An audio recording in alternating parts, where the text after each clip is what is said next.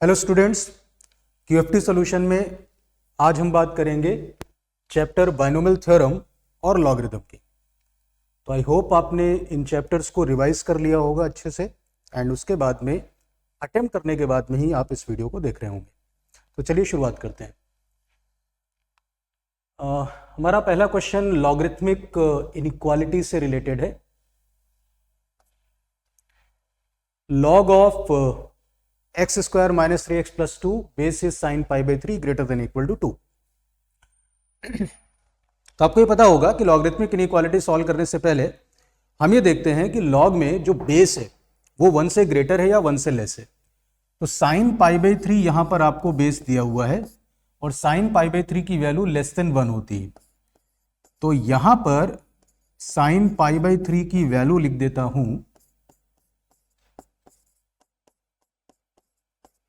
This is greater than equal to 2।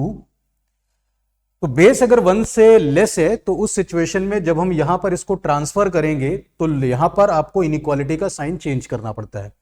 तो हमारे पास में रिजल्ट आ गया x square minus 3x plus 2 this is less than equal to √3/2 square. अब एक बात का और ध्यान रखना है, जब भी लॉग हम डील करते हैं तो लॉग को डिफाइन भी करना पड़ता है। अब अगर मैं लॉग को डिफाइन करूं तो लॉग का ये जो नंबर है this should be greater than 0, ठीक है ना। तो उसको भी मैं इसी में इन्वॉल्व कर देता हूं, this must be greater than 0। तो हमारा लॉग डिफाइन भी हो गया और साथ ही साथ इनइक्वालिटी का सोल्यूशन भी आपको यहां से मिल जाएगा।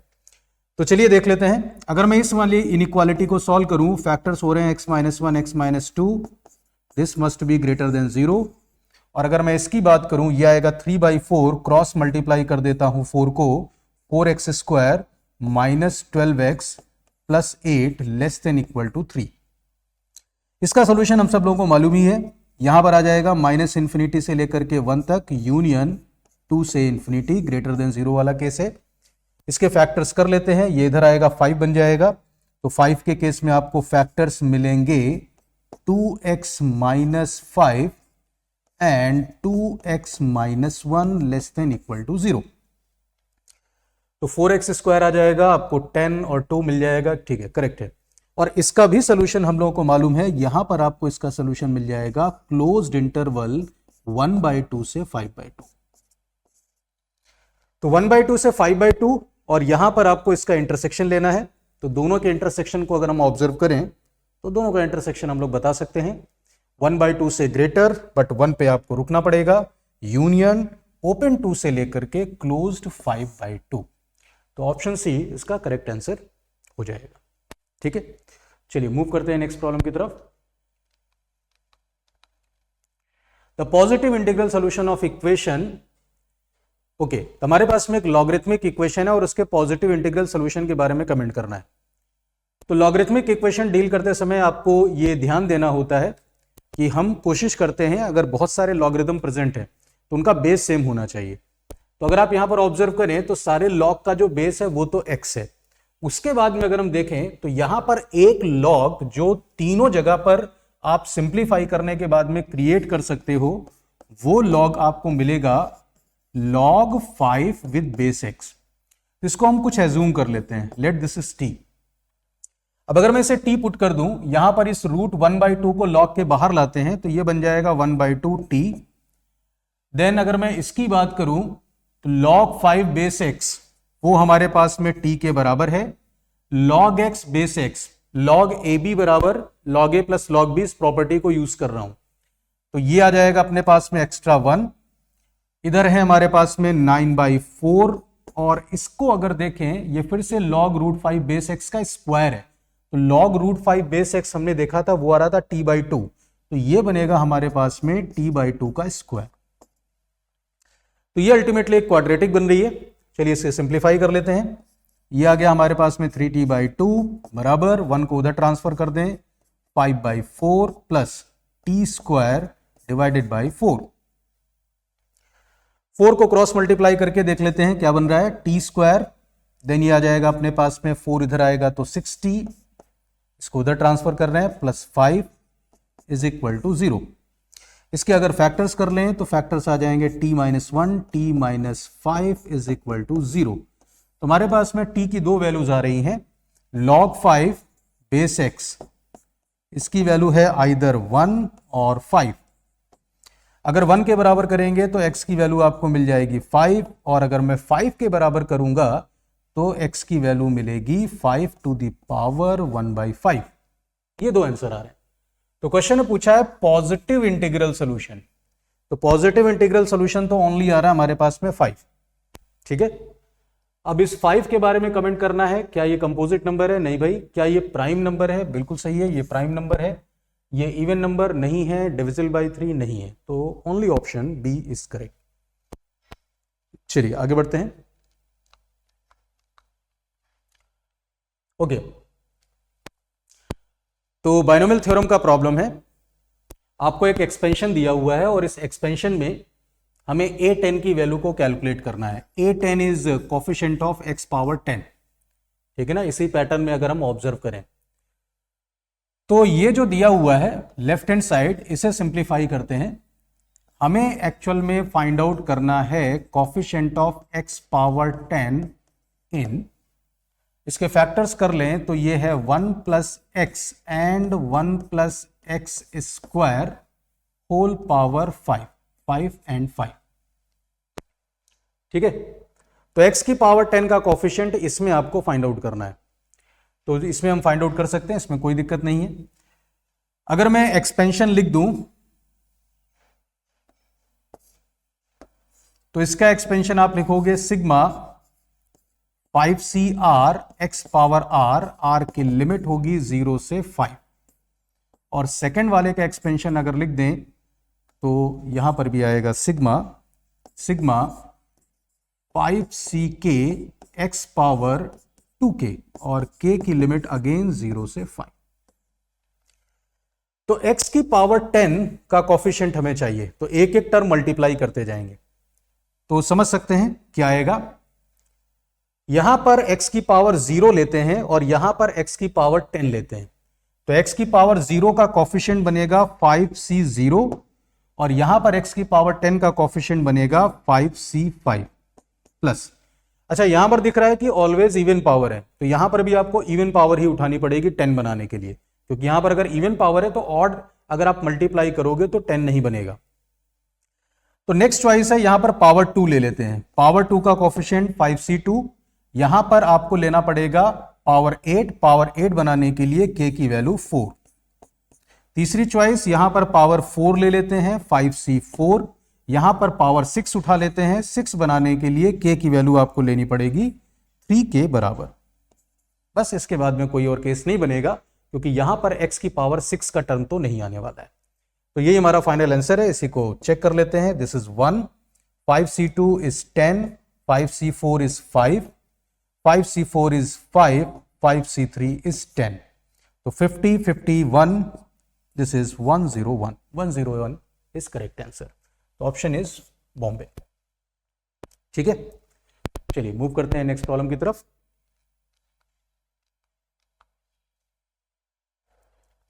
ओके, तो कुछ स्टेटमेंट्स हैं हमारे पास में, और उन स्टेटमेंट्स को आपको चेक करना है कि वो ट्रू है या फॉल्स है। तो वन बाय वन एक एक स्टेटमेंट पर बात करते हैं। Number of dissimilar term, different terms in the expansion of this 1 plus x square plus x cube whole power n।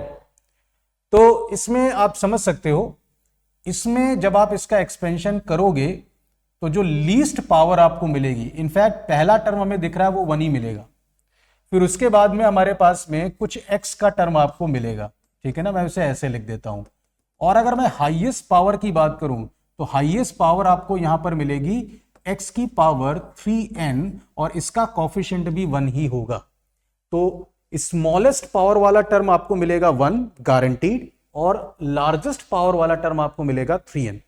इसका मतलब आप x की पावर 0 से लेकर के x की पावर 3n तक जा रहे हो, और एवरी टर्म आपको मिल रहा है।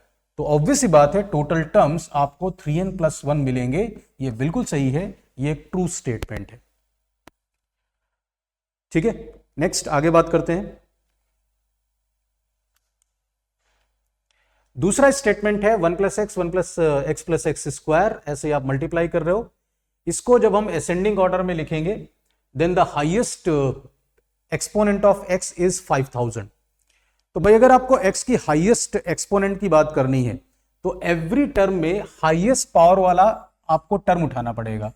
तो मैं हाईएस्ट पावर वाला टर्म यहां पर पिक करता जाता हूं, ठीक है ना। तो फर्स्ट ब्रैकेट से x पिक किया, दूसरे वाले ब्रैकेट से हमें उठाना है एक्स स्क्वायर, तीसरे में एक्स क्यूब, और ऐसे अगर मैं कैलकुलेट करूं तो जो हाईएस्ट पावर आपको यहां पर मिलेगी वो मिलेगी 1 + 2 + 3 टिल 100, फर्स्ट 100 नेचुरल नंबर का सम। अब फर्स्ट 100 नेचुरल नंबर का सम तो हमें मालूम है, ये तो होता है 50-50 5050, ठीक है। एपी का फॉर्मूला लगा करके आप लोग फाइंड आउट कर सकते हो, 100 × 101 / 2। तो ऑब्वियस सी बात है ये वाला स्टेटमेंट S2 तो फॉल्स है।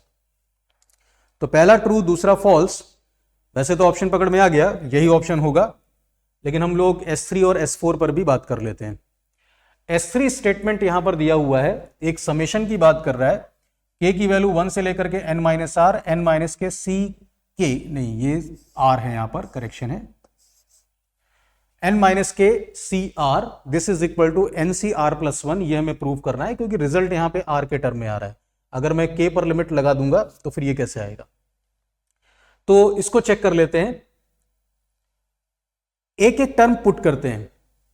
तो अगर मैं लेफ्ट हैंड साइड LHS को चेक करूं, k की वैल्यू 1 रख दूं तो यार अपने पास में n - 1 c r,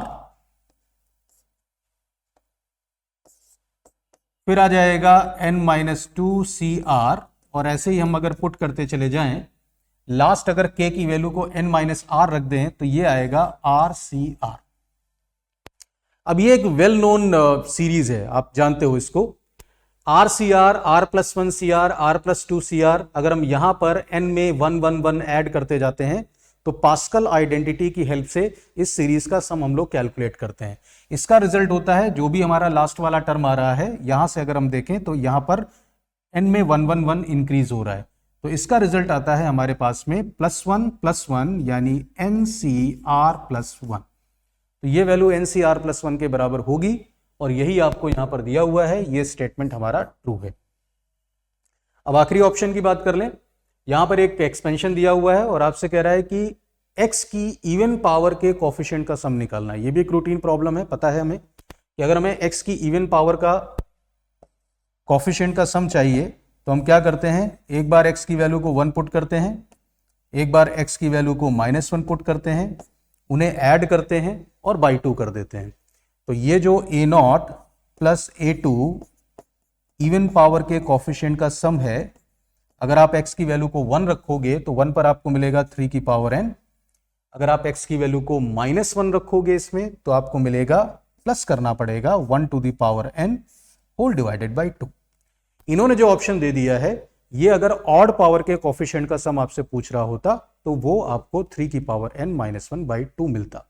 अभी फिलहाल ये फॉल्स है स्टेटमेंट, तो ये इसका आंसर होगा, पहला ट्रू, दूसरा false, again true, again false. ठीक है, चलिए मूव करते हैं नेक्स्ट प्रॉब्लम की तरफ। Okay, now find coefficient of x to the power 203 in this product. अब ये बाइनोमियल थ्योरम का तो प्रॉब्लम नहीं है, इसमें आपको एक एक टर्म को ऑब्जर्व करना है और ये चेक करना है, थोड़ा सा पीएनसी ओरिएंटेड क्वेश्चन है, मतलब काउंटिंग हम इसमें करेंगे और काउंटिंग करके हम लोग फाइंड आउट कर लेंगे कि x की पावर 203 का कोफिशिएंट क्या होगा। तो सबसे पहले तो हम ये चेक करते हैं कि अपने पास में हाईएस्ट पावर है क्या।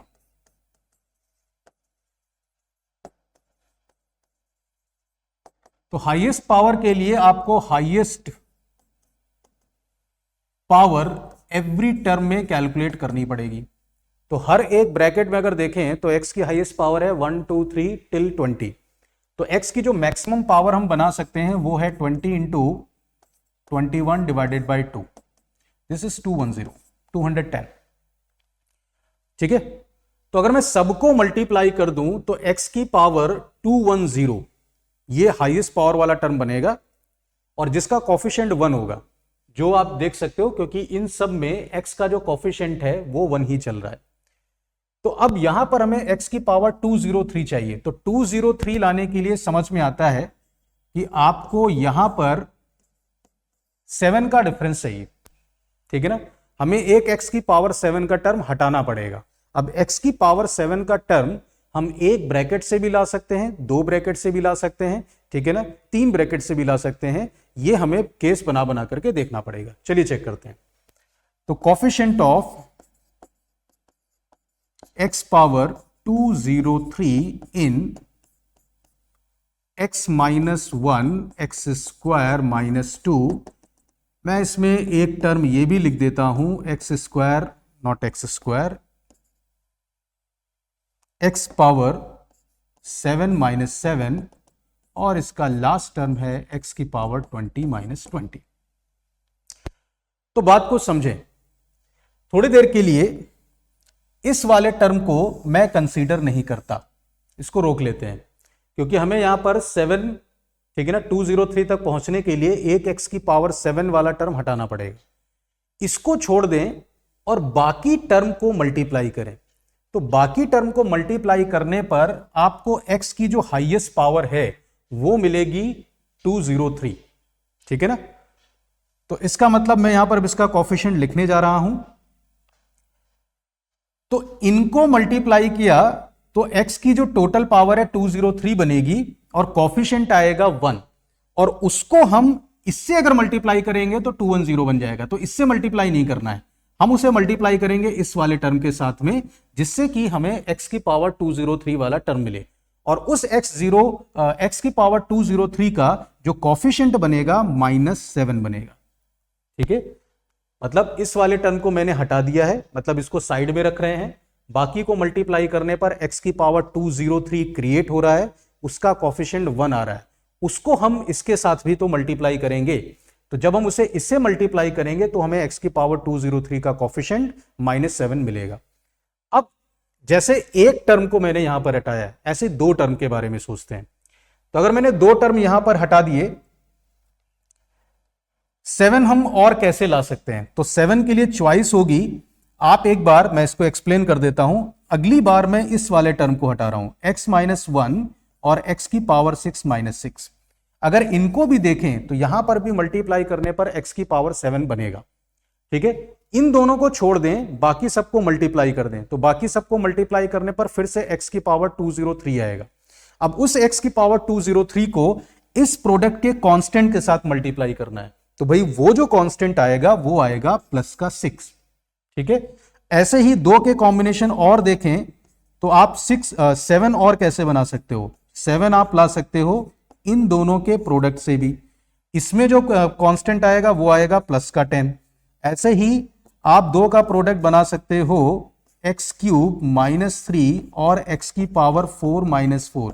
इसमें जो कांस्टेंट टर्म आएगा वो आएगा अपने पास में प्लस का 12। तो दो ब्रैकेट की हेल्प से आप x की पावर 7 इन्हीं तीन चॉइस से बना सकते हो। अब तीन ब्रैकेट पर आते हैं। तो तीन ब्रैकेट के लिए हमारे पास में चॉइस होगी x -1 पावर 1 ले लेते हैं, पावर 2 ले लेते हैं और पावर 4 ले लेते हैं, ठीक है ना। और कोई कॉम्बिनेशन नहीं बन पाएगा क्योंकि हमारे पास में एक पावर का एक ही टर्म है, ठीक है ना। आपके दिमाग में आएगा कि 3 3 1 बना दें, लेकिन दिक्कत यह है कि x क्यूब -3 का तो एक सिंगल ब्रैकेट है, दो ब्रैकेट नहीं है। यहां पर अगर मैं देखूं तो इसमें जो कांस्टेंट टर्म आएगा वो आएगा अपने पास में -8। तो उस -8 को यहां पर बैलेंस कर दें। अब और कोई केस यहां पर नहीं बन पाएगा, किसी और तरीके से x की पावर 203 क्रिएट नहीं किया जा सकता, ठीक है। तो यही हमारा आंसर है, इसको अपन चेक कर लेते हैं। तो ये आ गया अपने पास में -1 9, दिस इज 13,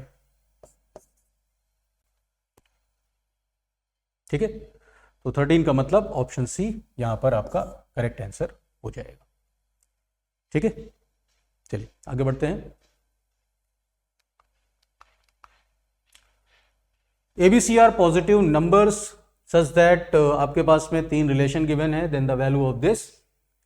तो एक बेसिक सा प्रॉब्लम है, बस हमें यह ध्यान देना है कि अगर आपके पास में कोई भी एक्सपोनेंशियल नंबर है और इसमें आपको पावर का स्क्वायर करना है, तो जनरली लोग इसमें मिस्टेक ये करते हैं कि स्क्वायरिंग कर देते हैं। स्क्वायरिंग करने से पावर का स्क्वायर नहीं आएगा।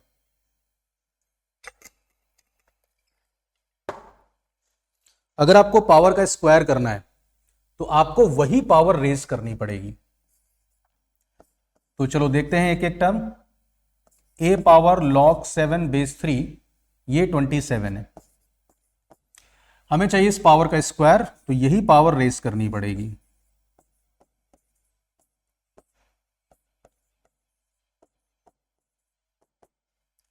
तो ये इधर भी रेज करनी पड़ेगी। 27 पावर, ठीक है। तो यहां पावर पावर का प्रोडक्ट आएगा और ये इसका स्क्वायर बन जाएगा।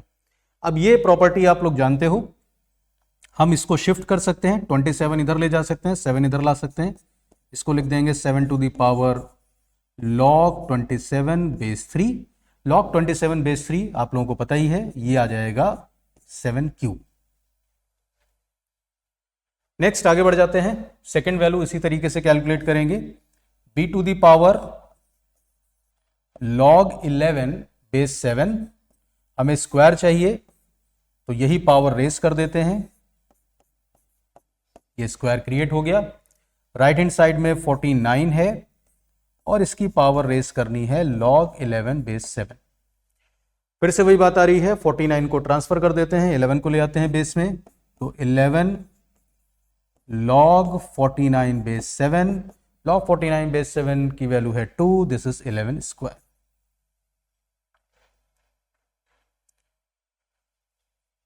इसी तरीके से हम लोग कैलकुलेट कर लेते हैं तीसरा पार्ट c, वो यहां लिखता हूं। तो हमें c power log 25 base 11 given है, इसी की ये पावर रेस कर देते हैं।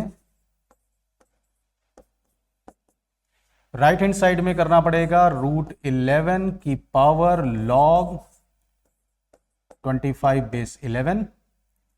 इसमें भी वही प्रॉपर्टी लगा देते हैं, इसकी वैल्यू आ जाएगी 25 पावर log √11 बेस 11। इसको लिखेंगे 25 पावर हाफ यानी 5।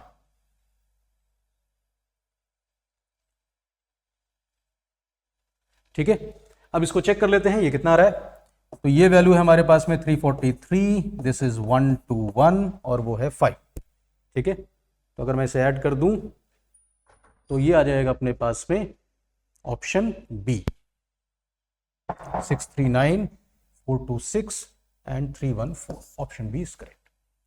ठीक है, चलिए मूव करते हैं नेक्स्ट प्रॉब्लम की तरफ। नाउ मल्टीपल करेक्ट क्वेश्चन है। The values of x satisfying the equation log x base 5। Okay, ऐसा प्रॉब्लम हम लोगों ने भी थोड़ी देर पहले किया था, बिल्कुल वैसा ही क्वेश्चन है।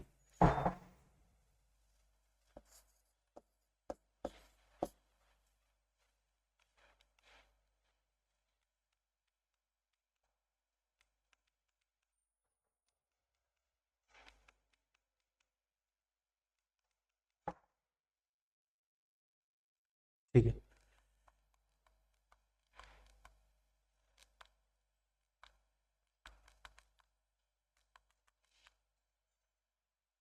ठीक। तो फिर से अगर हम ऑब्जर्व करें तो यहां पर log x बेस 5 इसका स्क्वायर लिखा हुआ है। इसमें हम लोग बेस चेंज थ्योरम लगा देते हैं, इसको लिख देते हैं log 5/x with base 5 divided by log 5x with base 5 and this is 1। हमें इसके सॉल्यूशन चाहिए। तो log 5 बेस x, इसको अगर मैं t मान लूं, दिस इज t स्क्वायर। मैंने log x बेस 5 को t मान लिया है। इसको अगर ऑब्जर्व करें log 5 base 5, this is 1, log x base 5 t, 1 plus T, ये वैल्यू 1 है। सॉल्व कर लेते हैं, ये आपको दे रहा है t cube plus t square plus 1 minus T, this is 1 plus T. 1 plus T से मल्टीप्लाई कर दिया, या अल्टीमेटली हमारे पास में जो क्यूबिक बन रही है वो है t cube then t square और माइनस 2t। एक टी कॉमन आ गया, उसके बाद में t square plus t minus 2, 0, इसके रूट्स दिख रहे हैं, एक वैल्यू है 0, एक वैल्यू है 1 और एक वैल्यू है -2। तो यहां पर मैं x की वैल्यू को फाइंड आउट करना था और x की वैल्यू आप देख सकते हो, अगर log x बेस 5 अपने पास में t के बराबर है तो यहां से आपको x की वैल्यू मिल जाएगी 5 की पावर 0 यानी 1, 5 की power 1 and 5 to the power -2। तो ये ऑप्शंस आप देख लीजिए, एक ऑप्शन है 1, एक ऑप्शन है 5 यानी B और एक है 1/25 यानी C। ABC करेक्ट आंसर है। चलिए आगे बढ़ते हैं। ओके, एक लॉग इक्वेशन है और आपको आइडेंटिफाई करना है विच ऑप्शन इज करेक्ट। ए और बी के नेचर को आपको दे रहा है रैशनल और इरैशनल के टर्म में, एंड देन उसके बाद में एक्स के नेचर पर बात करनी। तो सिंपल सा प्रॉब्लम है, आपको यहां पर इसे वेरीफाई करना पड़ेगा। अगर आपको स्टेटमेंट को रॉन्ग प्रूव करना है तो एक एग्जांपल आपको बताना पड़ेगा, और स्टेटमेंट को करेक्ट प्रूव करना है तो इन जनरल बात करनी पड़ेगी। तो ये कह रहा है कि ए और B are which can be true. Okay, can be correct पूछ रहा है, मतलब अगर आपको इसे ट्रू करना है तो एक ऑप्शन आप बता दीजिए, एक एग्जांपल बता दीजिए, ठीक है ना, ये ट्रू हो जाएगा। तो एक एक ऑप्शन पर बात करते हैं। ऑप्शन ए, अगर ए और बी दोनों इरैशनल हैं तो एक्स कैन बी रैशनल। हाँ भाई, ये हो सकता है। जैसे कि एग्जांपल ले लें, ए को इरैशनल √2 ले लिया और हमें मालूम है log 9 बेस 2 ये भी एक इरैशनल नंबर होता है, ठीक है ना। तो ये दोनों ही इरैशनल नंबर हैं, लेकिन अगर इसे सिंप्लीफाई करें, इसे लिख सकते हैं 2 की पावर हाफ, वो हाफ हम यहां एडजस्ट कर देंगे, और इसे लिख सकते हैं 3 स्क्वायर बेस 2, ये 2 कैंसिल हो जाएगा, तो अल्टीमेटली ये बनेगा 2 to the power log 3 base 2, this is 3, जो एक रैशनल नंबर है। इसका मतलब ये वाला ऑप्शन सही अपना हो सकता है, ऐसा एग्जांपल हम लोग बता सकते हैं। दूसरे में कह रहा है ए रैशनल है, बेस रैशनल है और बी इरैशनल है, तो इसका भी ऑप्शन यहीं से बना सकते हैं। ए को रैशनल कर दें, बी को इरैशनल कर दें, यही ले लेते हैं log 9 बेस 2, दिस इज 9, ये रैशनल है, ये वाला ऑप्शन भी सही है। तीसरे ऑप्शन में कह रहा है कि ए रैशनल है और बी रैशनल है, तो ए को कर देते हैं इरैशनल, √2 ले लेते हैं, बी को कर देते हैं रैशनल, इसको 4 कर देते हैं। क्या ये रैशनल बन सकता है? हाँ भाई, ये बन सकता है, √2 पावर 4 इज 4, ठीक है, दिस इज 2 स्क्वायर, 4 आ गया, रैशनल आ गया। और फोर्थ ऑप्शन की बात करें, अगर ए रैशनल बी रैशनल तो एक्स कैन बी रैशनल। हाँ भाई, ये तो होगा ही, ठीक है। तो a rational B rational, obviously ये रैशनल आपको मिलेगा, ये भी ऑप्शन सही है। तो ऑल 4 ऑप्शन करेक्ट हैं। ए टू द पावर बी को हम रैशनल हर एक सिचुएशन में बना सकते हैं, ठीक है, रैशनल और इरैशनल लेकर के। चलिए मूव करते हैं आगे। नेक्स्ट प्रॉब्लम, मल्टीपल करेक्ट में अगेन हमारे पास में एक एक्सपेंशन है, और इस एक्सपेंशन में आपको a1 निकालना है, मतलब x का कोफिशिएंट निकालना है, a2 निकालना है, a4 निकालना है, a20 निकालना है। तो देखिए, इसको सॉल्व करने के लिए हमारे पास में मल्टीनोमियल थ्योरम है। मल्टीनोमियल थ्योरम से आप सॉल्व कर सकते हो, बाइनोमियल थ्योरम से भी सॉल्व कर सकते हो, ठीक है। यहां पर मैं एक डिफरेंट मेथड बता रहा हूं, एंड उसमें मैं परमुटेशन कॉम्बिनेशन का यूज करूंगा, ठीक है। तो समझने की कोशिश करिए। सबसे आसान है a20 को कैलकुलेट करना। a20 इज x पावर 20 का कोफिशिएंट, और समझ में आता है कि x की पावर 20 यहीं से क्रिएट होगा, तो कोफिशिएंट बनेगा यहां पर 3 टू द पावर 10, ठीक है ना, क्योंकि जब इसकी पावर 10 आप रेस करोगे तभी x की पावर 20 क्रिएट होगा, अदरवाइज क्रिएट नहीं हो सकता है। तो ऑप्शन डी तो गलत है, a20 की वैल्यू ये तो नहीं आएगी। अब इसके बाद आ जाते हैं a1 पर। a1 is coefficient of x। अब x का कोफिशिएंट हम फाइंड आउट करेंगे, तो इसे जरा समझने की कोशिश करिए। ये जो मेरे पास में टर्म दिया हुआ है, इसको ऐसे मान लेते हैं कि हमारे पास में टोटल 10 ब्रैकेट्स हैं और इन ब्रैकेट्स में से आपको एक एक टर्म उठाना है, मल्टीप्लाई करना है और जो आपको पावर का कोफिशिएंट चाहिए वो क्रिएट करना है। तो चलिए सोचते हैं कि x हम कैसे बना सकते हैं। अगर सब में से 1 1 1 मल्टीप्लाई करेंगे तो आपको मिलेगा कांस्टेंट टर्म 1, ठीक है, वो समझ में भी आता है। x बनाने के लिए क्या करना पड़ेगा?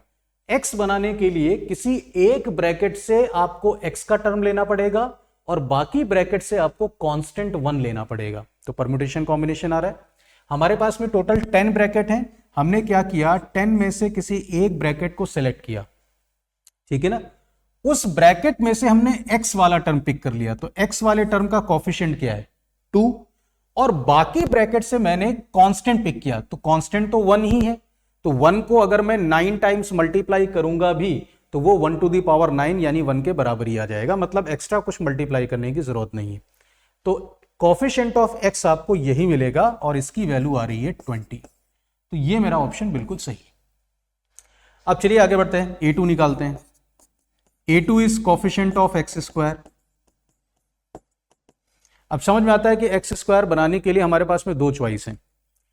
पहली चॉइस क्या है, इन 10 ब्रैकेट में से किसी एक ब्रैकेट से एक्स स्क्वायर पिक करें। तो 10 में से कोई एक ब्रैकेट में पहले डिसाइड कर लूं, उसमें से एक्स स्क्वायर उठा लिया तो उसका कोफिशिएंट क्या है अपने पास में 3 और बाकी 9 ब्रैकेट में से कांस्टेंट पिक करूं 1 1 1 1। तो मैं वो 1 की पावर 9 लिखूं भी या नहीं लिखूं कोई फर्क नहीं पड़ता है। तो एक ये चॉइस है, एक ब्रैकेट से एक्स स्क्वायर और 9 ब्रैकेट से 1 पिक किया है, चॉइस आ रही है। प्लस दूसरी चॉइस क्या है, हम 2 ब्रैकेट उठाएं और 2 ब्रैकेट में x और x को मल्टीप्लाई करके एक्स स्क्वायर क्रिएट कर लें और बाकी ब्रैकेट में से 1 1 1 पिक करें। तो ठीक है भाई, 10 में से कोई भी 2 ब्रैकेट मैंने सेलेक्ट किए, उन दोनों ब्रैकेट में से हमने x और x को मल्टीप्लाई करके एक्स स्क्वायर क्रिएट कर लिया, उसका कोफिशिएंट ये बनेगा और बाकी सब में से हमने 1 1 पिक कर लिया है। तो ये देख लेते हैं कितना आ रहा है अपने पास में, ये आ रहा है अपने पास में 30 प्लस इसकी अगर बात करें तो ये है 10 इंटू 9 इंटू 4 अपॉन 2। तो this is 180, 180 plus 30, this is 210, 210 हमारा A2 है, ऑप्शन सही। ठीक है, सिमिलर कॉन्सेप्ट से मैं A4 को निकालता हूं। This is coefficient of x की पावर 4। अब x की पावर 4 कैसे ला सकते हैं वो थोड़ा सा आपको विचार करना पड़ेगा। x की पावर 4 को मैं यहां लिख देता हूं। एक चॉइस मेरे पास में ये है कि मैं एक्स स्क्वायर के स्क्वायर से ला सकता हूं।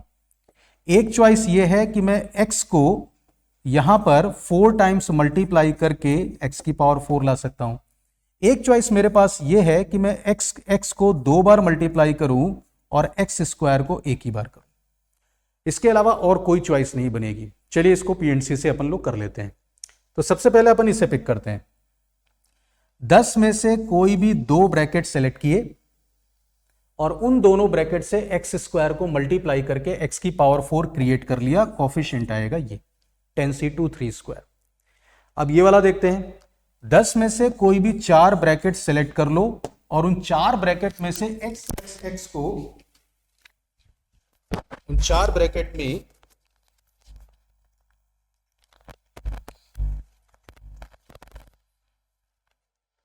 x को मल्टीप्लाई करके x की पावर 4 क्रिएट कर लो। तो x को मल्टीप्लाई करेंगे तो उनमें कोफिशिएंट 2 2 चल रहा है, तो 2 की पावर 4। अब तीसरे केस में आते हैं। ये कह रहा है कि आपको एक्स स्क्वायर का एक टर्म चाहिए और x के 2 टर्म चाहिए। तो मैं क्या करूंगा, पहले 10 में से कोई एक ब्रैकेट सेलेक्ट करता हूं इसके लिए और उसमें से एक्स स्क्वायर उठा लेता हूं, उसका कोफिशिएंट है 3। अभी काम खत्म नहीं हुआ है। फिर जो बचे हुए 9 ब्रैकेट हैं उन 9 में से कोई भी 2 ब्रैकेट में सेलेक्ट कर लूं और उन दोनों ब्रैकेट से हम x के कोफिशिएंट को पिक कर लें 2 बार। तो x का कोफिशिएंट है 2 2, वो 2 बार आएगा तो यहां पर आ जाएगा 2 स्क्वायर। दैट्स इट, इसके अलावा और कोई केस नहीं बन रहा है। और अगर इसके अलावा कोई केस नहीं बन रहा है तो ऑब्वियस सी बात है हमारा यही आंसर हो जाना चाहिए, ठीक है ना। तो ये आप कैलकुलेट कर लेना, कैलकुलेशन के बाद में you will get this answer, option C भी इसका आपको मिल जाएगा, ठीक है। चलिए बढ़ते हैं आगे। ओके, ये एक प्रॉब्लम है और अगर आपने बायनोमियल थ्योरम पढ़ा हो तो जेईई एडवांस में ये पूछा हुआ प्रॉब्लम है। अच्छा क्वेश्चन है, इसको अगर आप कर लोगे तो काफी सारी चीजें रिवाइज हो जाती हैं।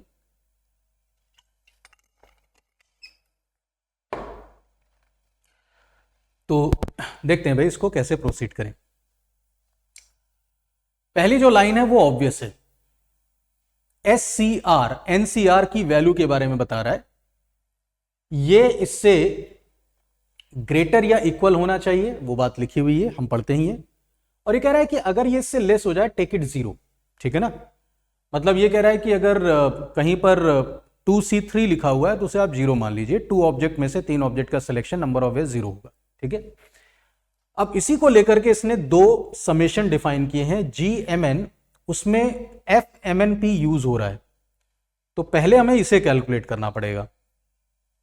ये कैलकुलेट करने के बाद में फिर हम GMN निकालेंगे और सारे ऑप्शन GMN पर ही बेस्ड है। तो चलिए पहले मैं इस पे टारगेट करता हूं, ठीक है। तो 3 बाइनोमियल कोएफिशिएंट्स हैं हमारे पास में। इसे सिंप्लीफाई करने के लिए हमें इसे थोड़ा सा डिफरेंट फॉर्म में लिखना पड़ेगा, ऐसे फॉर्म में लाना पड़ेगा जिसका कैलकुलेशन हम लोग कर पाए। तो एक काम करते हैं, MCI, इसको तो मैं एज इट इज रखता हूं, I मूव कर रहा है 0 से P तक। इन दोनों NCR को ओपन कर देते हैं। तो यहां पर आ जाएगा n+i फैक्टोरियल, डिनोमिनेटर में P फैक्टोरियल, और उसके साथ साथ n+i माइनस P फैक्टोरियल। इसको भी ओपन कर देते हैं। यह आ रहा है अपने पास में n+p फैक्टोरियल, डिनोमिनेटर में आपको मिलेगा p माइनस i फैक्टोरियल,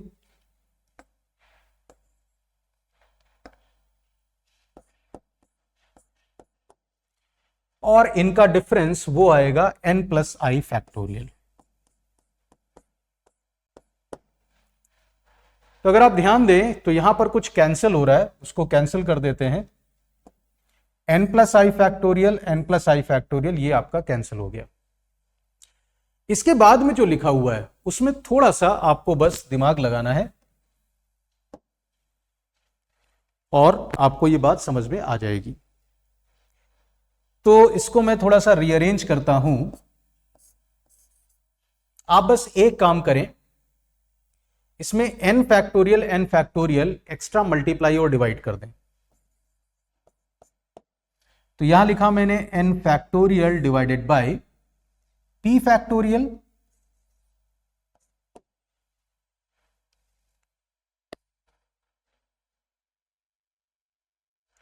और हमने n फैक्टोरियल मल्टीप्लाई किया है। इसके साथ में n+p फैक्टोरियल रख लेते हैं। n फैक्टोरियल जो डिवाइड किया वो यहां लिख दिया। दूसरा केस n फैक्टोरियल न्यूमरेटर में मल्टीप्लाई किया हमने, और इसके साथ में आपको मिलेगा p माइनस i का फैक्टोरियल और n+i माइनस p का फैक्टोरियल। तो ये अरेंजमेंट आपको समझ में आ रहा होगा। इससे हुआ क्या, अगर आप इसे ध्यान से देखें तो ये बन गया हमारा MCI एज इट इज, ये लिखा हुआ है n+p CP, और ये लिखा हुआ है NCP माइनस I, ठीक है। अब एक सिंपल सी बात है, यहां पर जो वेरिएबल है वो I है। अगर I वेरिएबल है तो NP हमारे लिए कांस्टेंट है। अगर N और P हमारे लिए कांस्टेंट है तो ये वाला टर्म बाहर आ जाएगा। तो आप इसे लिख सकते हो, दिस इज n+p CP, उसके बाद में बचेगा सिग्मा MCI और NCP माइनस I। I की लिमिट है 0 से P। अब ये आपको एज ए रिजल्ट याद होगा, दो एनसीआर का प्रोडक्ट है और यहां पर इन दोनों का जो सम है वो कांस्टेंट आ रहा है पी के बराबर, ठीक है ना। तो इसका रिजल्ट हम लोग को डायरेक्ट मालूम होना चाहिए, ये n plus p C p तो आ ही रहा था और ये रिजल्ट आ जाएगा अपने पास में m plus n C p, ठीक है। उसको आप ऐसे भी बोल सकते हो कि आपके पास में m बॉयज हैं और n गर्ल्स हैं, तो m बॉयज और n गर्ल्स में से p का सिलेक्शन कितने नंबर ऑफ वेज से कर सकते हैं, ठीक है ना। ये अलग तरीका लिखा हुआ है और m बॉयज और n गर्ल्स में से p का selection m plus n C p ways से भी आप डायरेक्ट कर सकते हैं।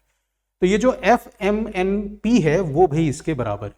अब इस वैल्यू को लेकर के यहां चलते हैं, तो ये आ गया अपने पास में सिग्मा, इसकी वैल्यू आ रही थी n plus p C p और साथ ही साथ m plus n C p, ठीक है, divided by n plus p C p. तो ये तो कैंसिल हो गया क्योंकि यहां पर p वेरी कर रहा है 0 से m प्लस एन। अब ये कैंसिल हो गया तो यहां पर आ रहा है standard result m plus n C 0 से लेकर k m plus n C m plus n, जिसका रिजल्ट आप सब लोगों को पता है, this is 2 power m plus n. तो जी एम एन एक्चुअल में देखो इसके बराबर है। अब अगर ये इसके बराबर है तो ऑप्शन देख सकते हैं, क्या m और n को इंटरचेंज करने पर ये इसके बराबर ही आएगा? हाँ भाई आएगा, ऑप्शन ए करेक्ट है। n को n प्लस वन रख दें और यहां पर m को m प्लस वन रख दें, कोई फर्क नहीं पड़ेगा, ये वाला ऑप्शन भी सही है।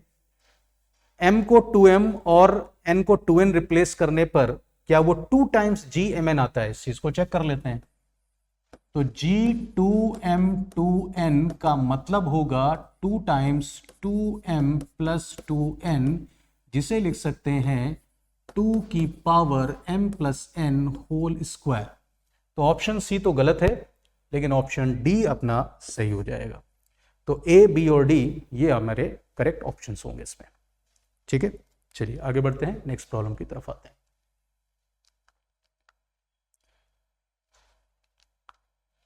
Okay, next problem comprehension 1। A denotes the sum of roots of this equation, B denotes the product of this two and C denotes the integral solution, ठीक है। तो आपको एक एक सॉल्व करना पड़ेगा। पहले मैं ए की बात करता हूं और उस पर बेस्ड क्वेश्चन है। तो फर्स्ट ए के लिए बात करते हैं। तो अगेन समझ में आता है कि यहां पर इसे सॉल्व करने के लिए log x बेस 4 को t मान लिया जाए। इक्वेशन है 1/5 minus 4t plus 4/1 plus t, this is 3। तो सॉल्व कर लीजिए इसे, 1 प्लस टी यहां से आ जाएगा 20 माइनस 16t, 3 टाइम्स इनको मल्टीप्लाई कर दें, minus 4t square, this is 5t minus 4t मतलब प्लस का t एंड प्लस 5। तो फर्दर अगर इसे सॉल्व करें तो यार अपने पास में 12, तो 12t square, this is 3t और यहां से 16t, 19 minus 1 plus not plus minus 18t। Constant की बात करें ये आ रहा है 15, इधर आ रहा है 21, तो ये आ गया अपने पास में प्लस 6। इसका मतलब 6 अगर मैं हटा दूं तो this is 2t square minus 3t plus 1। इसने पूछा है सम ऑफ रूट्स, तो t की वैल्यू निकालनी पड़ेगी। यहां से आपके पास में 2 वैल्यू आ रही है, t बराबर 1 और t बराबर हाफ।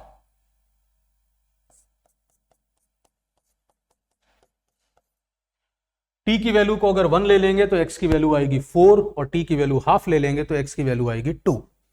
तो x की वैल्यू आ रही है 4 और x की वैल्यू आ रही है 2।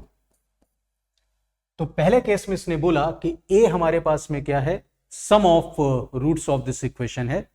तो सम ऑफ रूट्स की अगर बात की जाए तो a की वैल्यू हमारे पास में आ गई 6, ठीक है। ऐसे ही आगे बढ़ते हैं और b पर बात कर लेते हैं। b is the product of these two, तो b को मैं यहां कैलकुलेट कर देता हूं। इन दोनों के प्रोडक्ट की अगर बात करें तो m को हम क्या लिख सकते हैं, log 3 बेस 2 और n की अगर बात करें तो ये होगा log 4/3। तो mn प्रोडक्ट फाइंड आउट करना, यही कैपिटल B बोल रहा है।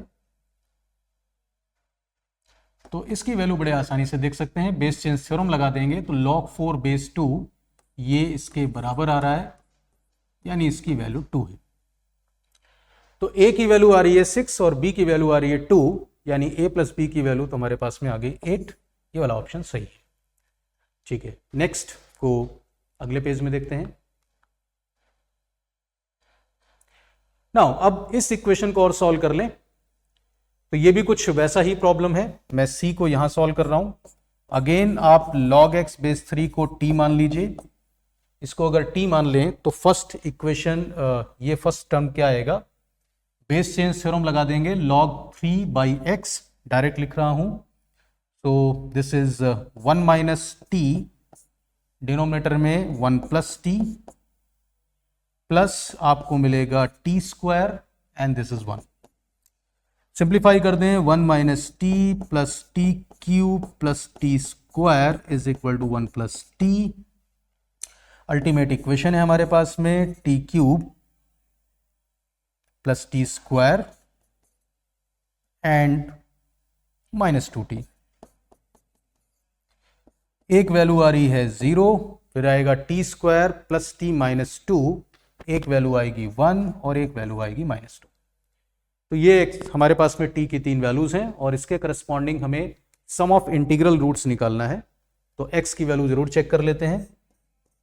0 के करस्पॉन्डिंग x की वैल्यू आ जाएगी 1, 1 के करस्पॉन्डिंग 3 और माइनस 2 के करस्पॉन्डिंग 1/9। इसको तो हमें रिजेक्ट कर देना है, इसको रिजेक्ट कर दीजिए। तो c अगर सम ऑफ इंटीग्रल रूट्स है तो c की वैल्यू होगी 4। तो बस बात खत्म हो गई। c की वैल्यू 4, b की वैल्यू हमने 2 फाइंड आउट की थी, तो b प्लस c 4 प्लस 2 6 के बराबर आ जाएगा। ऑप्शन ए सही है। और इसी से रिलेटेड एक क्वेश्चन और है, आपसे ये पूछ रहा है, ABC तीनों कैलकुलेट कर चुके हैं। अब ये बेसिक बात आपको पता होगी। a की वैल्यू 6 आ रही थी, c की वैल्यू 2 नहीं, c की वैल्यू 4 आई है, c की वैल्यू 4 है और इसमें डिवाइड करना है b। तो हमें मालूम है इसमें पहले ऑपरेट होगा डिवीजन, तो ये आ जाएगा 6 plus 4/2 is 2, 6 plus 2 this is 8। Option Bombay is correct. चलिए आगे बढ़ते हैं, नेक्स्ट प्रॉब्लम देखते हैं। ओके, तो ये कॉम्प्रेंशन आपको दिया हुआ है और इस कॉम्प्रेंशन में एक कॉन्सेप्ट आपको बताया हुआ है।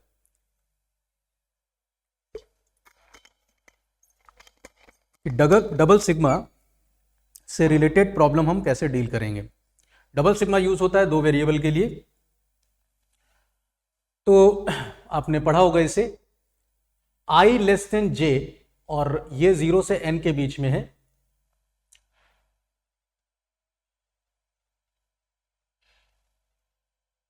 और एक ये सिचुएशन आपको बता रहा है, अगर i और j में कोई रिलेशन नहीं है तो इसको डील करना हमें पता है। प्रोडक्ट के केस में भाई इसको fi को कांस्टेंट डील करके सिग्मा के बाहर ले आएंगे और आप इसे डील कर सकते हैं।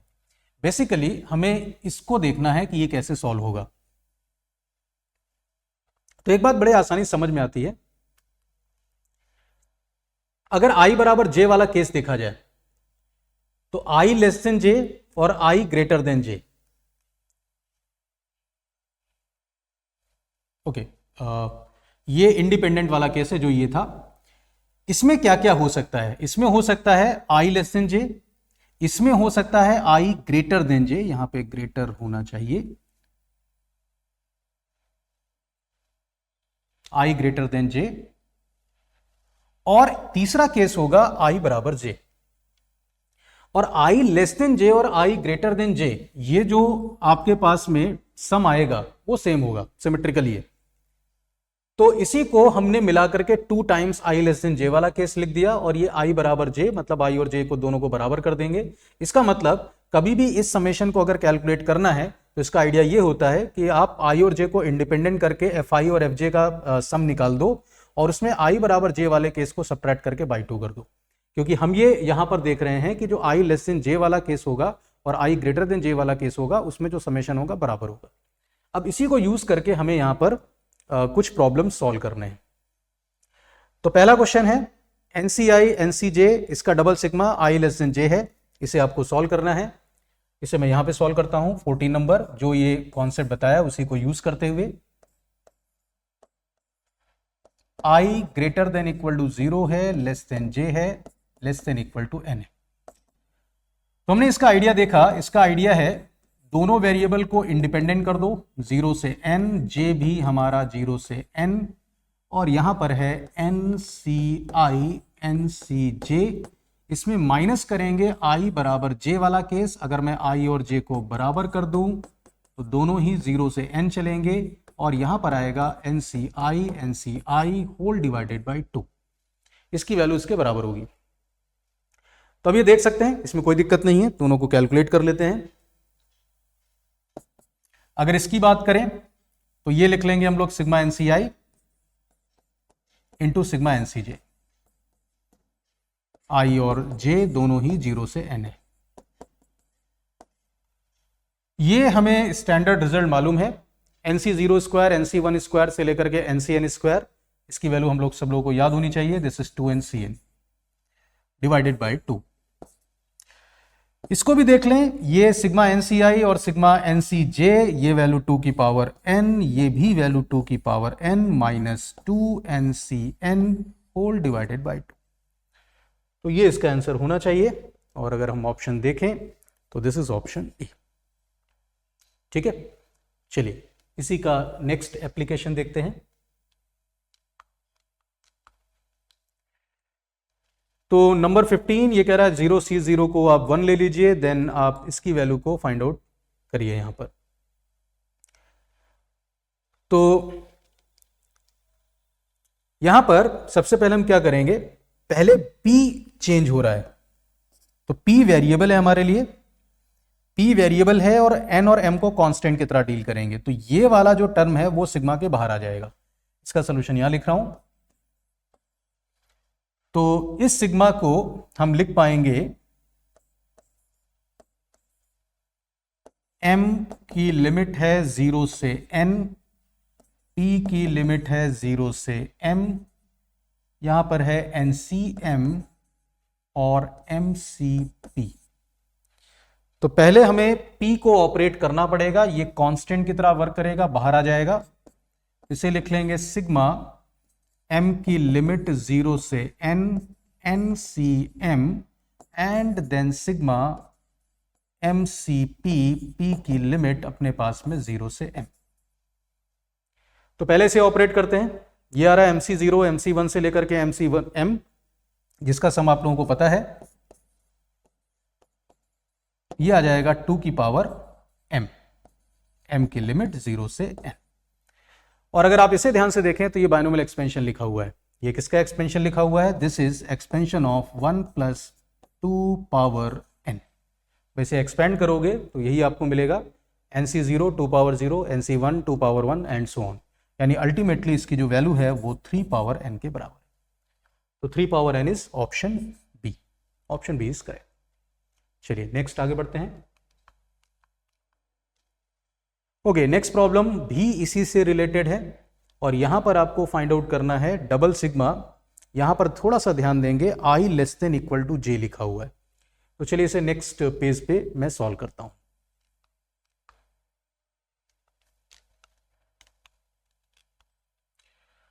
तो हमें फाइंड आउट करना है double sigma i greater than equal to j less than equal to j less than equal to n, यहां पर है NCI प्लस NCJ, इसकी वैल्यू को फाइंड आउट करना है।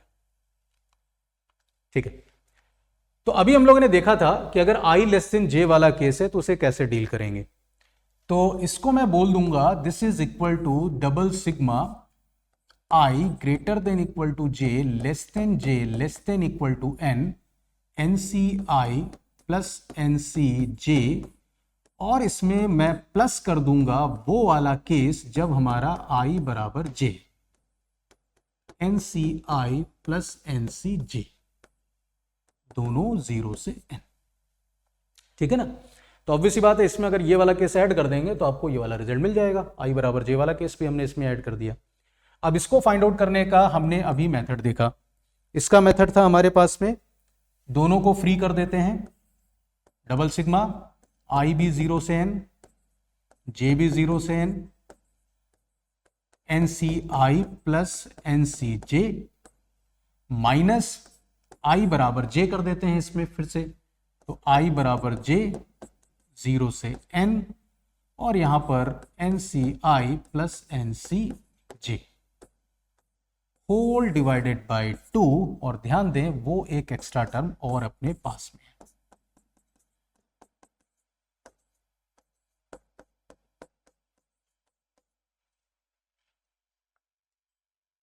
तो ये दोनों को i ही कर देते हैं, ज्यादा बेटर रहेगा। यहां पर भी मैं i बराबर j ही रख देता हूं, तो इसको भी i कर देते हैं, NCi प्लस NCi। ठीक है, क्योंकि i बराबर j है तो उसको ट्वाइस NCi लिख सकते हैं। चलिए इसे सॉल्व कर लेते हैं। यहां पर i j वेरी कर रहा है, मतलब i को कांस्टेंट की तरह ट्रीट करना है, तो यह आ जाएगा अपने पास में सिग्मा। इस पे जब आप ऑपरेट करोगे तो आएगा n+1 NCi। इस पे जब आप ऑपरेट करोगे तो ये बन जाएगा 2 की पावर n, और j तो यूज कर लिया है, i की लिमिट चल रही है 0 से n।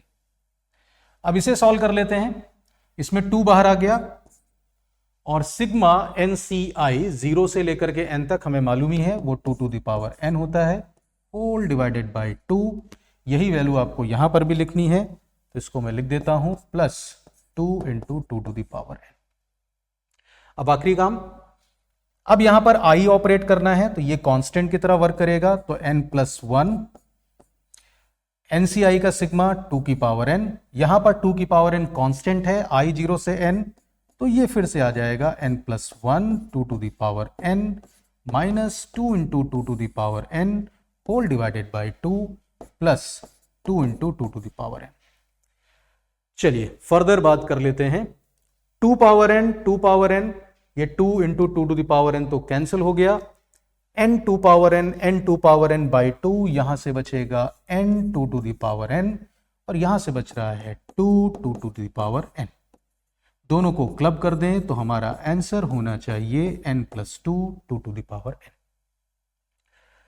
तो ये हमारा फाइनल आंसर है, चेक कर लेते हैं। n+2 2 to the power n, this is option A. Option A हमारा करेक्ट आंसर होना चाहिए इसमें। ठीक है, तो डबल सिग्मा से रिलेटेड ये एक प्रॉब्लम था,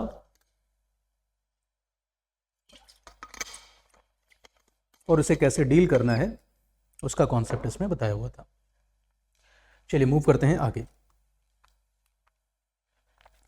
now question number 17, the number of values of x for which fourth term in the expansion. तो इस तरह के क्वेश्चन का आपको आइडिया होगा, हमें सबसे पहले इसे थोड़ा सिंप्लीफाई करके लिखना होता है। यहां पर बेस 5 है, इस लॉग को हटा देते हैं, इस पावर को इधर ले जाते हैं, तो ये बन जाएगा 4 to the power x plus 44।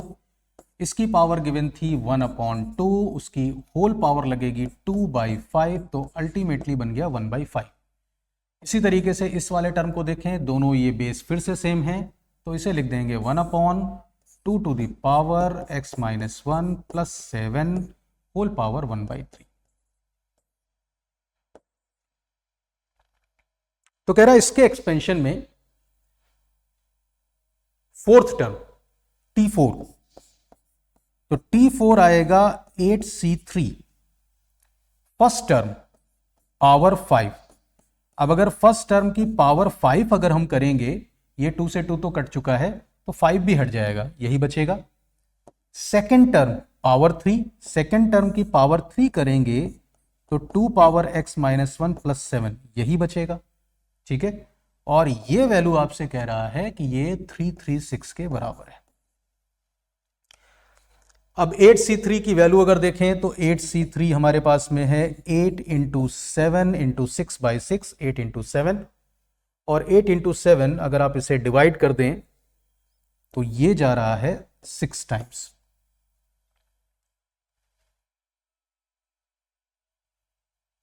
ठीक है, तो फाइनल यहां पर जो इक्वेशन मिल रही है वो कुछ ऐसी है भाई, 4 की power x plus 44 upon 2 power x minus 1 plus 7, this is 6। तो इसे हम सॉल्व कर सकते हैं, इसमें कोई दिक्कत नहीं है। 4 की पावर x प्लस 44, ये 6 अगर मल्टीप्लाई करेंगे यहां 1/2 आ रहा है, तो 3 into 2 to the power x और 42। तो ये 2 की पावर x में क्वाड्रेटिक बना लेते हैं।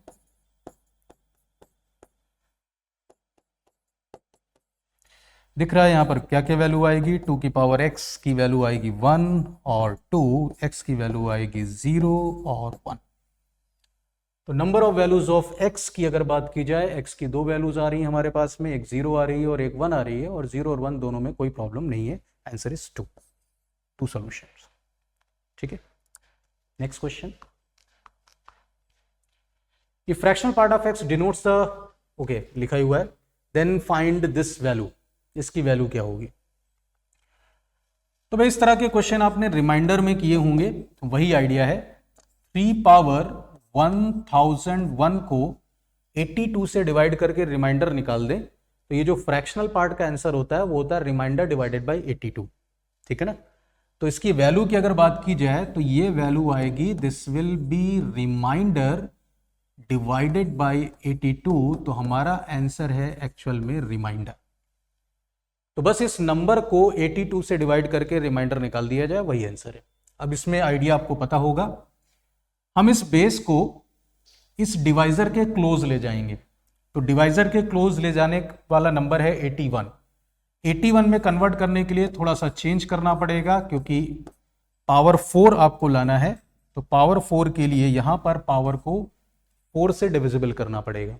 इसको हम ऐसे लिख सकते हैं, इसे लिख सकते हैं 3 into 3 to the power 4 whole power 250, या इसे लिख लेंगे 81 को लिख सकते हैं 82 माइनस 1 पावर 250। पावर इवन है तो इसे 1 माइनस 82 पावर 250 भी लिखा जा सकता है, कोई परेशानी नहीं है। अब अगर इसमें मैं बाइनोमियल थ्योरम लगाऊं तो आप इसे बोल सकते हो this is 1 plus 82 multiple number, क्योंकि 82 तो आपको मिलेगा ही जब आप इसमें एक्सपेंशन लगाएंगे।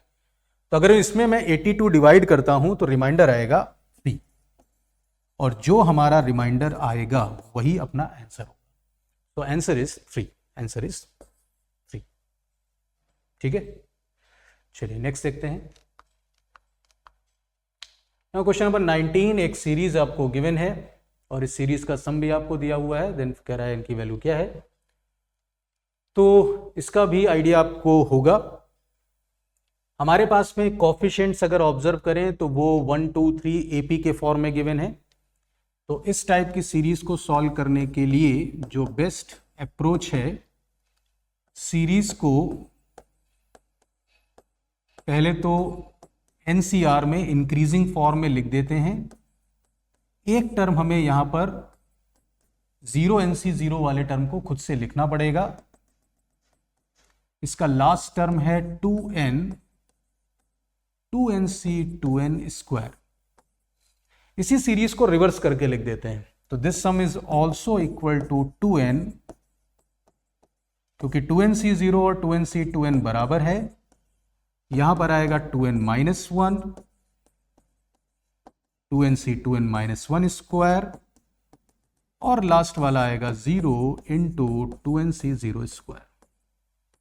Now add them correspondingly. तो अगर मैं इसे करस्पॉन्डिंगली ऐड करता हूं तो 2N कॉमन निकल जाएगा और हमें मिलेगा 2NC0 square, 2NC1 square till 2NC2N square. अब ये एज ए स्टैंडर्ड रिजल्ट आपको याद होना चाहिए। आपको NC0 square, NC1 square till NCN square याद होगा, वो होता है 2NCN। यहां N की जगह पर 2N लिखा हुआ है, तो 2 से 2 उड़ा देते हैं। इसका मतलब हमारा आंसर होना चाहिए 4NC2N। ठीक है, N की जगह 2N आ जाएगा। अब आंसर इसने ऐसा भी नहीं लिखा है, इसको भी सिंप्लीफाई करके लिख दे रहा है, तो वो भी हम लोग समझ सकते हैं। इसको लिख सकते हैं n into 4n upon 2n into 4n minus 1 cn2n minus 1। Numerator और डिनोमिनेटर में हमने कुछ नहीं किया है, फैक्टोरियल लिख करके फैक्टोरियल में से एक एक नंबर को बाहर फेंक दिया है। तो ये इसके बराबर होगा, यानी ये आ रहा है अपने पास में 2n into 4n minus 1 c2n minus 1। ऐसा ही कुछ दिया हुआ है, यानी 2n की वैल्यू 18 के बराबर होगी, और 2n अगर 18 के बराबर होगा तो n की वैल्यू आपको मिल जाएगी 9 के बराबर। तो इस प्रॉब्लम का आंसर होना चाहिए 9। ठीक है, मूव करते हैं नेक्स्ट प्रॉब्लम की तरफ। ओके, ये भी आपका देखा हुआ क्वेश्चन होगा, ये भी जेईई एडवांस में पूछा हुआ प्रॉब्लम है। एक मैट्रिक्स गिवन है, मैट्रिक्स के डिटरमिनेंट की बात कर रहा है, मतलब अल्टीमेटली डिटरमिनेंट आपको निकालना है और उसे जीरो कर देना है।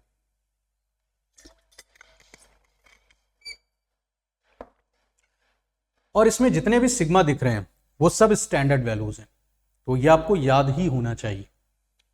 तो चलिए इस डिटरमिनेंट को जीरो करते हैं, देखते हैं क्या बनता है।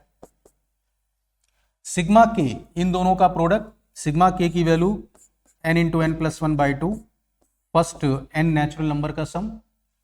सिग्मा nc के 3 की पावर के, समझ में आता है, ये बाइनोमियल एक्सपेंशन लिखा हुआ है 1 + 3 होल पावर n का। अब इसकी बात कर लेते हैं, ये भी स्टैंडर्ड रिजल्ट है। सिग्मा के nc के, या इसे आपने सिग्मा r ncr के फॉर्म में याद किया होगा, जिसकी वैल्यू आती है n into 2 to the power n minus 1। और सिग्मा r स्क्वायर एनसीआर, ये भी एक स्टैंडर्ड वैल्यू है, जिसकी वैल्यू आती है n into n plus 1 2 to the power n minus 2, और आपसे कह रहा है ये है 0। तो ये सब स्टैंडर्ड वैल्यूज हैं, मैंने डायरेक्ट लिखा है। अब इसी को सिंप्लीफाई करके आपको रिजल्ट निकालना है। तो n प्लस 1/2 ये तो हमारे किसी काम का नहीं है, क्योंकि n नेचुरल नंबर है यहां पर। ठीक है, पॉजिटिव इंटीजर बोल ही रहा है, इसको कॉमन ले लेते हैं। यहां पर आ गया 4 पावर n, मैंने इसका 1/2 एडजस्ट कर दिया है, n प्लस 1 एडजस्ट कर दिया है, एक n बचेगा, 2 की पावर n बचेगा, यहां से भी 2 की पावर n मिल करके बन गया 4 की पावर n, और 2 की पावर माइनस 2 4 चला गया नीचे, दिस इज 0। अब ये 0 होने से रहा, 4 की पावर n भी 0 से बराबर नहीं होगा पॉजिटिव इंटीजर के लिए, यानी अल्टीमेटली मुझे 1 माइनस n/4 को ही 0 करना पड़ेगा। तो we have n is equal to 4। ठीक है, अब n की वैल्यू 4 के लिए आपको इस समेशन को कैलकुलेट कर लेना है, तो वो भी देख लेते हैं। n की वैल्यू अगर 4 रख दें और k की वैल्यू रखते जाएं, तो 4c0 डिवाइडेड बाई k बराबर 0 के लिए 1, फिर आ जाएगा 4c1/2, फिर आ जाएगा 4c2 divided by 3, 4c3 divided by 4, और लास्ट वाला term 4c4 divided by 5। 4c0 is 1, 4c1 की वैल्यू 4/2, ये 2 आ गया, 4c2 इज 6/3, ये भी 2 आ गया, 4c3 4, 4/4 is 1, and this is 1/5। 1/5 is 0.2, यानी आंसर की बात करें तो दिस इज 6.2। तो 6.2 या 6.20 ये हमारा करेक्ट आंसर हो जाएगा। ठीक है, चलिए आगे बढ़ेंगे।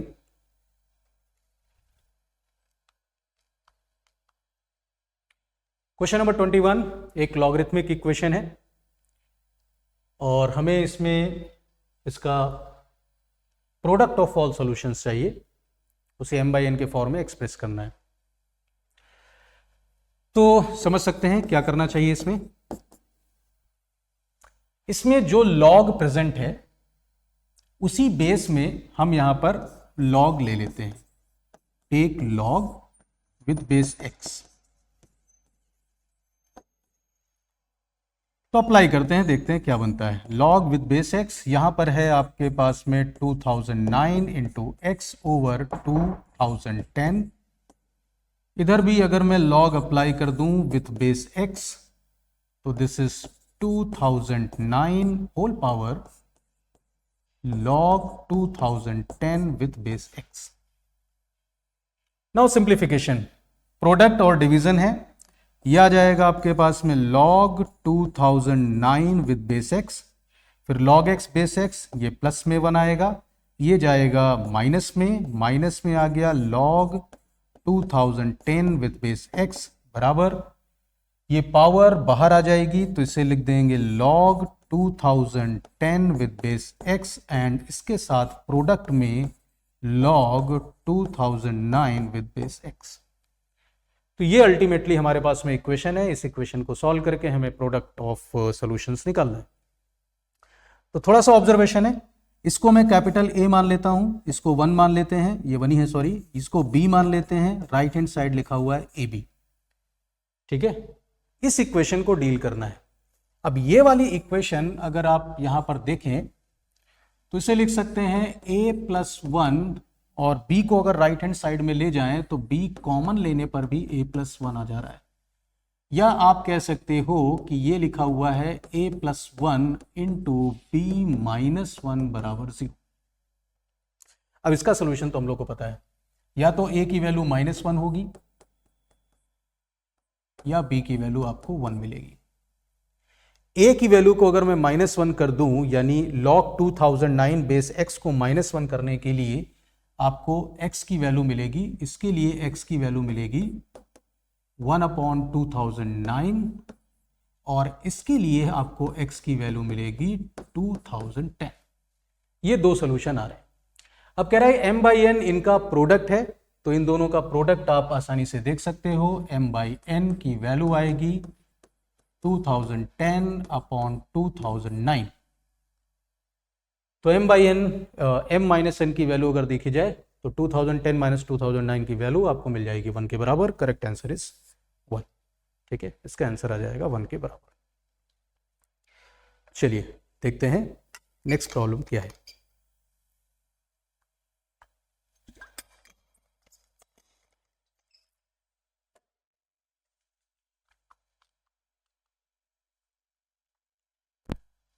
The complete solution set of this inequality is -a to infinity, then determine a की वैल्यू हमें निकालनी है। तो ये डिनोमिनेटर में दिया हुआ है भाई, अभी हमें पता नहीं है कि ये पॉजिटिव है या नेगेटिव है, तो इसे क्रॉस मल्टीप्लिकेशन नहीं किया जा सकता। तो इस प्रॉब्लम को सॉल्व करने के लिए सबसे पहले हम डोमेन पे वर्क करेंगे, देखते हैं डोमेन क्या आ रही है। डोमेन के लिए x+1/x+2 must be greater than 0 and not equal to 1।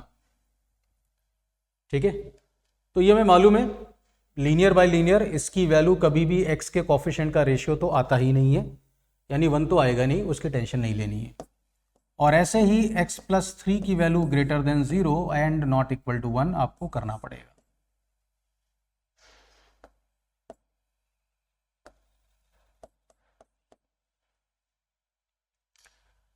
तो इसका सोल्यूशन हमें मालूम ही है, -∞ से -2 यूनियन -1 से इन्फिनिटी।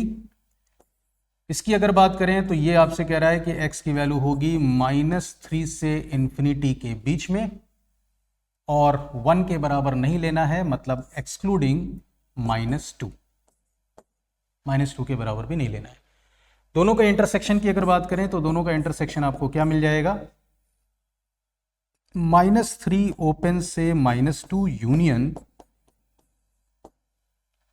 तो जो भी इसका सोल्यूशन आएगा वो इसी इंटरवल में आएगा, हमने इसको डिफाइन कर लिया है। अब इसे सॉल्व करने के लिए प्रॉब्लम ये भी है कि इस लॉग की वैल्यू पॉजिटिव है या नेगेटिव है ये नहीं पता है, और लॉग में बेस तो अपने पास में 4 है, मतलब ये जो नंबर है ये जब 0 से 1 के बीच में होगा तो लॉग की वैल्यू नेगेटिव होगी और 1 से ग्रेटर होगा तो पॉजिटिव होगी। तो हमें इसको देखना पड़ेगा। तो हमारे पास में ये दो इंटरवल आ रहे हैं, इन दोनों इंटरवल में इसे डील करते हैं। ठीक है, केस 1, जब x की वैल्यू -3 से -2 है, तो जरा देखिए भाई x+1/x+2, पहले मैं इसको टारगेट करता हूं। लीनियर बाय लीनियर फंक्शन हमें मालूम है ये 1-1 फंक्शन होता है, और लीनियर बाय लीनियर 1-1 अगर है तो अगर आपको इसकी रेंज निकालनी है किसी इंटरवल में तो आपको केवल बाउंड्री पर वैल्यू रख देनी है। ठीक है ना, बस एक चीज देखनी है, जहां पर डिनोमिनेटर 0 है वो इस इंटरवल में नहीं आना चाहिए। तो नहीं आ रहा है, डिनोमिनेटर -2 पे 0 है और -2 इस इंटरवल में नहीं आ रहा है, तो इस इंटरवल में ये फंक्शन हमारा 1 1 होगा। तो 1 1 है तो रेंज निकाल देते हैं। तो रेंज निकालने के लिए अगर मैं यहां पर -3 रखूंगा तो -3 पर जरा वैल्यू चेक कर लो। -3 पर ये बनेगा -1, ये बनेगा -2, मतलब आएगा 2। और -2 जब मैं रखूंगा तो -2 पर इनफैक्ट -2 नेगेटिव है, तो ये मेरा 0 माइनस बनेगा, ये भी नेगेटिव बनेगा, नेगेटिव नेगेटिव है लेकिन नीचे 0 जा रहा है तो ये इन्फिनिटी भाग जाएगा। इसका मतलब मेरा x+1 अपॉन x+2 की जो रेंज है वो 2 से इन्फिनिटी है। 2 से इन्फिनिटी है मतलब ये वाला लॉगरिथम मेरा पॉजिटिव है। ऐसे ही जरा चेक करते हैं उसके बारे में क्या ख्याल है। तो आप यहां पर चेक करो x+3, अगर x+3 को देखें, 3 ऐड कर दें तो ये आपको मिलेगा 0 से 1 के बीच में। अब जरा ऑब्जर्व करते हैं, ये मेरा 2 से बड़ा नंबर है। अगर ये 2 से बड़ा नंबर है तो जो इनइक्वालिटी लिखी हुई है उस इनइक्वालिटी को ध्यान से देखें तो this is 1 divided by positive number is lesser than 1 divided by negative number, क्योंकि यहां पर जो बेस, ये जो नंबर है वो 0 से 1 के बीच में आ रहा है, तो 0 से 1 के बीच में तो लॉग की वैल्यू नेगेटिव होती है अगर बेस 1 से ग्रेटर है। तो ये नेगेटिव है, ये पॉजिटिव है, ये कैसे होल्ड कर सकता है? This is wrong. इसका मतलब ये वाला इंटरवल हमारे किसी काम का नहीं है। अब आ जाते हैं दूसरे केस पे। केस नंबर 2, जब आप x की वैल्यू को कंसीडर कर रहे हैं ओपन -1 से इंफिनिटी। फिर से चेक करते हैं x+1 अपॉन x+2 को। फिर वही लॉजिक, -1 से लेकर के इंफिनिटी तक ये 1 1 फंक्शन होगा। बाउंड्री रखते हैं, आंसर निकालते हैं। -1 रखेंगे 0 आएगा ओपन, इंफिनिटी रखेंगे लिमिट के कॉन्सेप्ट से, इसकी जो लिमिट आएगी वो आएगी 1, यानी इस इंटरवल में ये फंक्शन आपका 0 से 1 के बीच में लाई कर रहा है, मतलब ये वैल्यू अपनी क्या है? नेगेटिव है। उधर चलते हैं और x+3 को अगर ऑब्जर्व करें तो इसमें आप 3 ऐड कर दो, ये हमारा 2 से ग्रेटर हो गया। यानी अभी अगर लॉगरिथमिक इनइक्वालिटी को देखें तो ये इनइक्वालिटी आपकी कुछ ऐसी लिखी हुई है, 1 upon some negative number is lesser than 1 upon positive number, और ये कंप्लीटली जस्टिफाइड है, ये तो होगा ही। यानी केस नंबर 2 जो था वो मेरा पूरा पूरा आंसर आ जाएगा।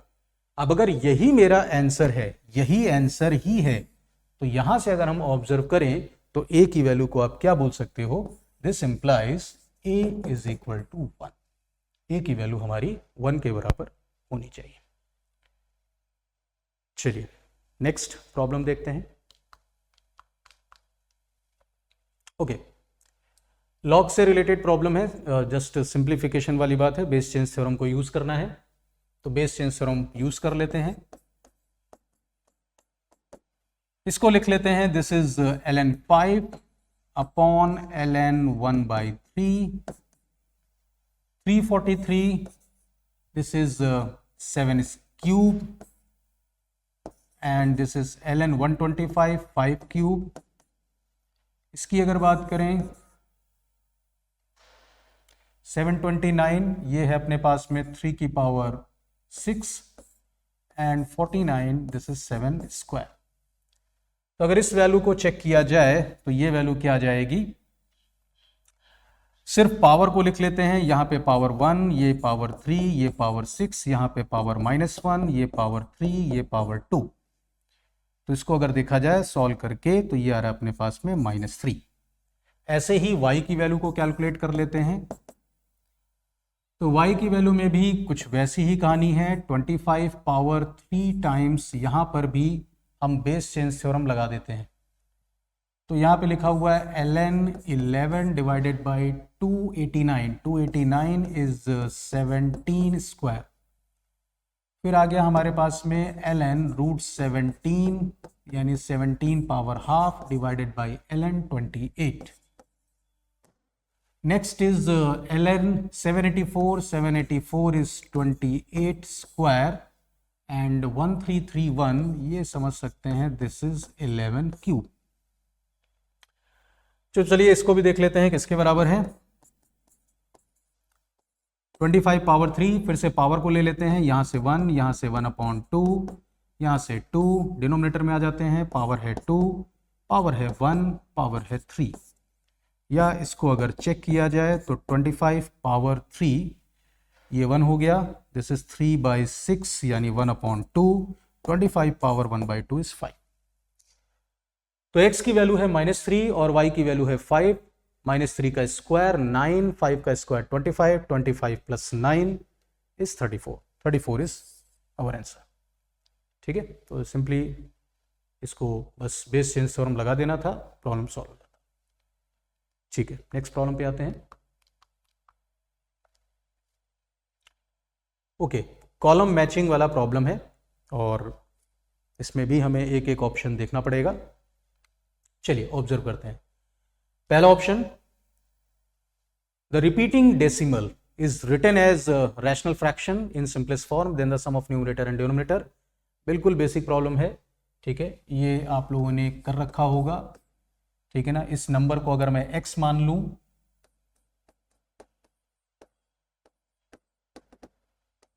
इसमें 100 मल्टीप्लाई कर दें तो ये आ जाएगा 36 प्लस 0.3636, इसे x बोल सकते हैं, यानी x की वैल्यू आ जाएगी 36/99।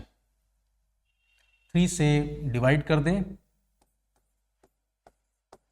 और सिंप्लीफाई कर सकते हैं, तो दिस इज 4/11। तो 4/11 का मतलब आपसे पूछ रहा है sum of numerator and denominator, this is 15, तो ए का आंसर आएगा 15 यानी आर। दूसरे क्वेश्चन पर आते हैं। Given positive integer P and Q such that 3 power Q 2 power R is satisfying this condition, then the difference between maximum and minimum value of q plus r। तो ठीक है, हमें इसे बी पार्ट यहां solve कर रहा हूं। हमें इस नंबर को इसके बीच में रखना है, p और q ये पॉजिटिव इंटीजर है, q एंड r सॉरी। तो q प्लस आर की मैक्सिमम मिनिमम वैल्यू, इसे लॉग लेकर के भी सॉल्व कर सकते हैं, अभी हम हिट एंड ट्रायल से ही सॉल्व कर लेते हैं।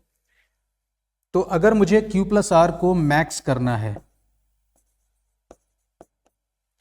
तो मैं कोशिश करूंगा, क्योंकि 2 की पावर ज्यादा से ज्यादा बना सकते हो, ये जो 3 की पावर है कम होगी, तो मैक्सिमाइज करने के लिए r को मैक्सिमम रख लेते हैं। तो 2 की पावर 9 अगर ले लेते हो 512, और ये तो पावर 1 लेना ही पड़ेगा, ये क्रॉस कर जाएगा, तो मैक्सिमम ये 8 उठा सकते हो, और q की वैल्यू इसके करस्पॉन्डिंग आप ले सकते हो 1। तो 256 इंटू 3, ठीक है ना, 3 स्क्वायर करेंगे तो भी क्रॉस हो जाएगा। तो q प्लस आर मैक्स की वैल्यू आप 9 बना सकते हो, और भी चॉइस हो सकती है, एक केस मैंने ले लिया है। ऐसे ही q प्लस आर मिनिमम पर चले जाते हैं। तो q प्लस आर मिनिमम के लिए अब मैं क्या करूंगा, इसकी पावर को अपन मैक्स करते हैं, इसको लोएस्ट रखने की कोशिश करते हैं। तो q आप मैक्स कितना ले जा सकते हो, क्योंकि ये तो 2 लेना ही है, एक 2 तो आएगा ही आएगा। तो 3 की पावर 4 81, 3 की पावर 5 अगर कर देंगे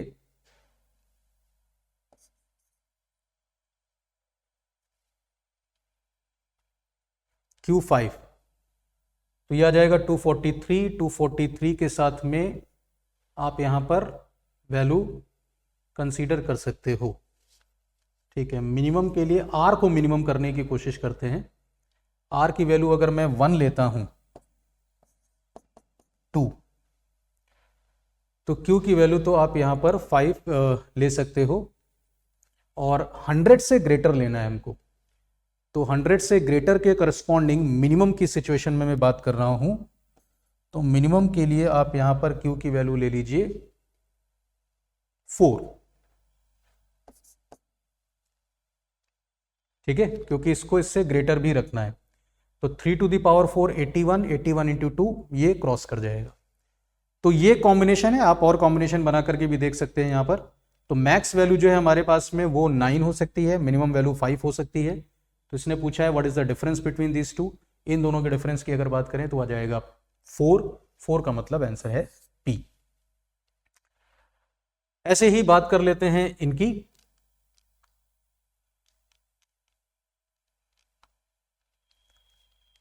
सी पार्ट की, तो सी पार्ट में हमारे पास में एक रिलेशन ये दिया हुआ है और log b बेस a, इसको 3b बोल रहा है, ठीक है, यहां सॉल्व कर रहा हूं।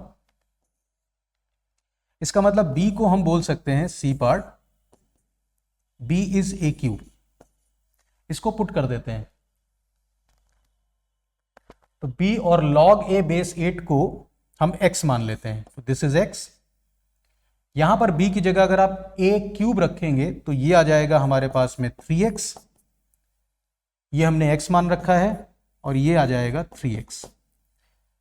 एक सोल्यूशन आ रहा है x बराबर 0, और एक सोल्यूशन अगर आप देखें तो x बराबर आ रहा है 4/3। अब x बराबर अगर 0 ले लें, x बराबर 0 का मतलब है log a बेस 8 की वैल्यू 0 और उससे हमें a की वैल्यू 1 मिलेगी। तो a की वैल्यू 1 नहीं हो सकती, वो यहां से समझ में आ रहा है क्योंकि ये बेस में पड़ा हुआ है।